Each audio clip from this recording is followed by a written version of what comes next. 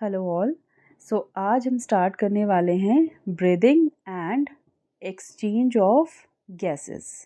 So now what is breathing? Breathing in simple language बेटा, breathing है जो हम इनहेल करते हैं ऑक्सीजन और एक्सहेल करते हैं carbon dioxide, that is breathing. Breathing is inhalation of oxygen, कि हमने ऑक्सीजन अंदर ली, and exhalation of carbon dioxide, इसी को कहते हैं breathing. And that is exchange of gases, क्या कि जो ऑक्सीजन और कार्बन डाइऑक्साइड एक्सचेंज करेंगी, ऑक्सीजन अंदर लेंगे हम, कार्बन डाइऑक्साइड बाहर रिलीज करेंगे, so that is exchange of gases. Clear? So ना question comes that why do we breathe, हम क्यों ब्रीथ करते हैं? So that topic we will explain in this lecture. Now see, ये मैंने दो कैविटीज बनाई है बेटा। जो ग्रीन से है दैट इज बक्कल कैविटी, और जो डार्क ग्रे शेड में है that is the nasal cavity. और ये पीछे रेड कलर में जो कॉमन जगह पे ये ज्वाइन कर रही है दैट इज फैरिंग्स। फैरिंग्स एक ऐसा पॉइंट आता है which is common passage for food and air.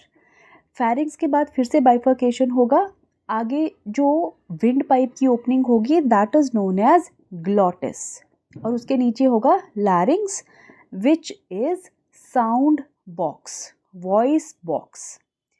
अब इस ग्लॉटिस को कवर करने के लिए बेटा एक फ्लैप लाइक स्ट्रक्चर होगा present, that flap like structure is known as epiglottis.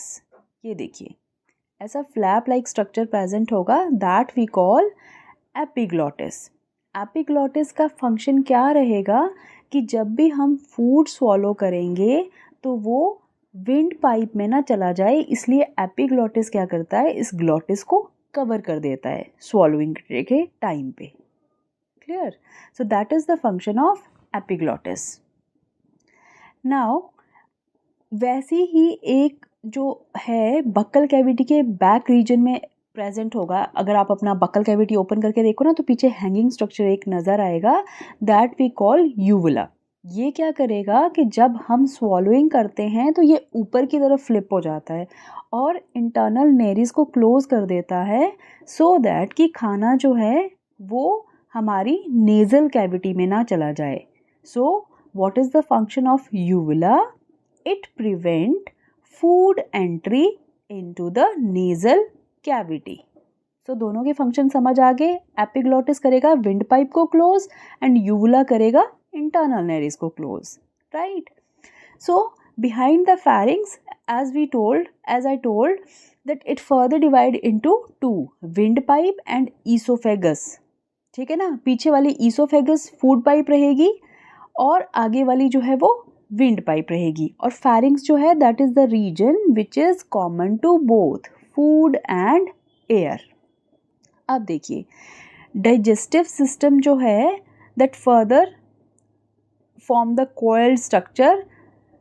This one is known as stomach and this is the small intestine which is highly coiled part of digestive system.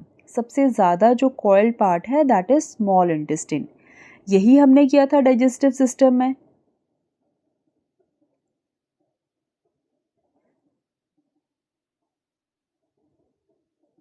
Right? So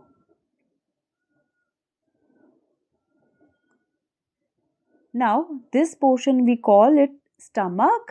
This is large intestine and inner through large intestine is the small intestine. Right, जहाँ पे कि क्या होगा, absorption. ठीक है ना। अब देखो बेटा, फूड आता है बक्कल कैविटी से और वो पूरा प्रोसेस होते होते, डाइजेशन होते होते स्मॉल इंटेस्टाइन में उसका कंप्लीटली डाइजेशन होता है, वहीं एब्जॉर्प्शन भी होता है, राइट? अगर हम विंड पाइप की बात करें तो आगे वो फिर ग्लॉटिस लैरिंग्स के नीचे वो that will form the trachea, tube like structure which has the cartilaginous rings, और वो ट्रैकिया फर्दर डिवाइड करेगा इनटू द ब्रोंकाई, राइट? और फिर ब्रोंकाई जो है they will enter into the lungs. ये बेटा जस्ट मैंने आपको अंडरस्टैंडिंग के लिए डाइजेस्टिव और रेस्पिरेटरी सिस्टम साथ में बनाया है. इट डजेंट मीन कि लंग्स जो हैं वो लार्ज इंटेस्टाइन को टच करते हैं, right. It is just to clarify that why do we breathe, just to answer that question. Now see, हमने फूड लिया, ठीक है. फूड का क्या हुआ, डाइजेशन. वो किस में कन्वर्ट हो गया, ग्लूकोज में. जो भी हम मोस्टली खाते हैं बेटा, मैक्सिमम डाइजेशन में जो है ग्लूकोज एंड प्रोडक्ट रहता है. जो बाकी शुगर्स हैं like fructose and all, they are formed in very small quantity. Clear. अब ग्लूकोज का क्या होगा, एब्जॉर्प्शन. कहाँ पे, स्मॉल इंटेस्टाइन में. As we know that small intestine has numerous villi which help in the absorption of food products from the small intestine, right. Small intestine के बाद food कहाँ पे जाएगा, blood vessels में. क्यों, क्योंकि उसको बॉडी के हर एक पार्ट में सप्लाई होना है, क्योंकि बॉडी के हर एक पोर्शन को क्या चाहिए, ग्रोथ के लिए उसको भी खाना चाहिए, ठीक है ना. तो इसलिए वो कहाँ पे जाएगा, अब बॉडी के हर एक सेल में, ठीक है. So suppose this is a cell of a body. Blood circulation के थ्रू हमारा ग्लूकोज जो है सपोज बॉडी सेल के पास पहुंच गया, राइट. बट इस ग्लूकोज का यहाँ कुछ नहीं हो सकता जब तक कि ऑक्सीजन नहीं आएगी. अब ऑक्सीजन भी कहाँ से आएगी, ब्लड में से, ठीक है ना. ब्लड सर्कुलेशन से आएगी, हम इनहेल करेंगे, वो पूरा प्रोसेस है, अभी हम देखेंगे कि वो कैसे कैसे वहाँ पहुँचेगी, बट वो ब्लड के थ्रू वहाँ आएगी. और बेटा फिर सेल के अंदर क्या होगा, ऑक्सीडेशन ऑफ ग्लूकोज. ग्लूकोज की ऑक्सीडेशन होगी और क्या बनेगा, CO2 plus water plus ATP. So respiration का जो प्रोसेस है वो किसके लिए होता है, to generate the ATP. Digestion से क्या आया, ग्लूकोज. रेस्पिरेशन से क्या आया, ऑक्सीजन. और दोनों ने मिलके फिर ऑक्सीजन ने इसकी ऑक्सीडेशन कर दी और क्या रिलीज हुआ, ATP, ठीक है ना. That is energy currency of the cell, right. अब देखो what is breathing. As we said earlier that breathing is intake of oxygen. अब देखो सेल का अगर आप पिक्चर देखो पीछे तो क्या है, इनटेक ऑफ ऑक्सीजन. ऑक्सीजन अंदर आई and exhale of carbon dioxide. जो टिश्यूज में होगा वही हमारे, ये है सेल्यूलर रेस्पिरेशन. अभी हम पढ़ेंगे डिटेल में, ठीक है ना. अभी इतना समझ लो कि breathing is inhale of oxygen and exhale of carbon dioxide. ना बेटा next are the respiratory organs, जो कि एनसीईआरटी में मेंशन्ड है. वो फ्रॉम इनवर्टिब्रेट्स टू वर्टिब्रेट्स कुछ एक दिए हुए हैं. So let us do them. और साथ में आपका फाइलम्स भी रिवाइज होते रहेंगे इसी के साथ साथ. क्लियर.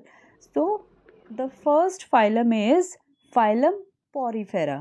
एग्जाम्पल हम देखें अगर पॉरीफेरा का, स्पॉन्जेस आपने पिक्चर्स देखी होंगी, बाथ स्पॉन्ज भी होती है. So that is Euspongia. Sponges जो हैं they come under phylum Porifera. Second जो फाइलम आता है दैट इज सिलेंट्रेटा. सिलेंट्रेटा में एग्जाम्पल है Obelia, Hydra, right. They are coelenterates. Next जो टीनोफोरा फाइलम रहेगा उसमें कोई भी रेस्पिरेटरी ऑर्गन नहीं प्रेजेंट होगा.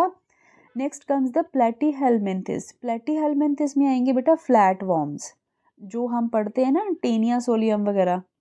सो दे कम अंडर प्लेटीहेलमिन्थिस, फ्लैट वॉर्म्स होंगे वो. नेक्स्ट फाइलम इज एस हेलमिन्थिस, जिसमें हम पढ़ेंगे दिस एनालिड्स, एस्कैरिस. ये जितने भी फाइलम्स हैं इन सब में रेस्पिरेशन कैसा होगा, through diffusion,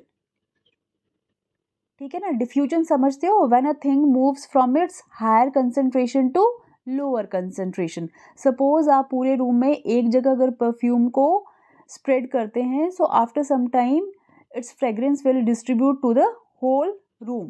So that is diffusion, movement from low higher concentration to lower concentration. तो इन सब में कैसे होगा बेटा रेस्पिरेटरी, स्पेशल कोई ऑर्गन प्रेजेंट नहीं है इनमें, कैसे होगा रेस्पिरेशन? Through diffusion. नेक्स्ट जो फाइलम आता है दैट इज एनालिडा। इसका एग्जाम्पल है अर्थवॉर्म। आई होप आप सबने देखा होगा अर्थवॉर्म।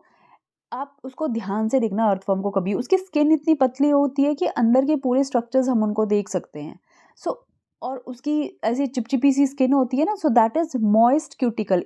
यही इसका रेस्पिरेटरी ऑर्गन है। Clear? Next is the phylum Arthropoda. Arthropoda as we know it is the largest phylum, और क्लास इंसेक्टा जो है that is also the largest class. ठीक है, अब इसमें थोड़ा सा एलेबोरेशन आएगा कि आर्थ्रोपोडा में जो क्लास इंसेक्टा आएगी, फॉर एग्जांपल कॉकरोचेस जो हैं वो क्लास इंसेक्टा में आते हैं, उनका रेस्पिरेटरी ऑर्गन क्या रहेगा? ट्रैकिया। उनके पास ट्रैकिया होगा। नेक्स्ट आती है क्लास क्रस्टेशिया, जिसमें प्रॉन आएगा। प्रॉन जो है सी फूड भी है, सो याद रखना कि सी में है तो फिर गिल्स होंगे इसके पास रेस्पिरेशन के लिए। क्लियर? थर्ड जो इम्पोर्टेंट क्लास आती है दैट इज एरिकनीडा, जिसका मेंबर आएगा स्पाइडर। स्पाइडर्स जो होते हैं उनके पास बुक लंग्स होते हैं। ठीक है, so that is about the arthropods. Next phylum is phylum Mollusca. Mollusca के अंडर सारे एग्जाम्पल्स आते हैं बेटा, जैसे ऑक्टोपस हो गया, Unio, Pila, they all are molluscs. ठीक है, इनकी जो बॉडी है, अगर आपने बुक में डायग्राम देखा होगा तो मेंटल जो है कैविटी उसके ऊपर प्रेजेंट होता है लीफ की तरह एक structure, that is feather like gill. Particular name of that structure is ctenidium. It starts with C, it is silent, so we call it ctenidium. Clear? Next are the Echinodermata. Echinodermata के पास as such कोई special organ नहीं होता, but इसमें dermal gills होते हैं, इसकी जो स्पाइनी स्किन है उसके साथ लगे होते हैं। They play role in respiration. So that is all about the invertebrates. Next come to the vertebrates. Vertebrates में बहुत ज़्यादा डिटेल नहीं है याद रखने का। फिशेस सभी को ही पता है कि गिल्स के थ्रू होंगी रेस्पिरेशन। ठीक है, एम्फीबियंस, फ्रॉग का अगर आप एग्जाम्पल देखो तो एम्फीबियन में स्किन के थ्रू भी होगी, दे ऑल्सो हैव लंग्स और लाइनिंग ऑफ माउथ, उसके थ्रू भी उनमें रेस्पिरेशन होता है, that we call buccopharyngeal respiration. जब ये हाइबरनेशन में जाता है ना frog, that is winter sleep. ठीक है, तो ये स्किन के थ्रू ही जो है रेस्पिरेशन करता है। ठीक है, सो एक बार फिर से थोड़ा सा डिटेल देख लेते हैं रेस्पिरेटरी ऑर्गन्स का, कि जो पॉरीफेरन, सिलेंट्रेटा, प्लैटीहेल्मिन्थिस एंड एस हेल्मिन्थिस है जो प्रिमिटिव वंस हैं, उनमें किसके थ्रू होगी बेटा? डिफ्यूजन के थ्रू।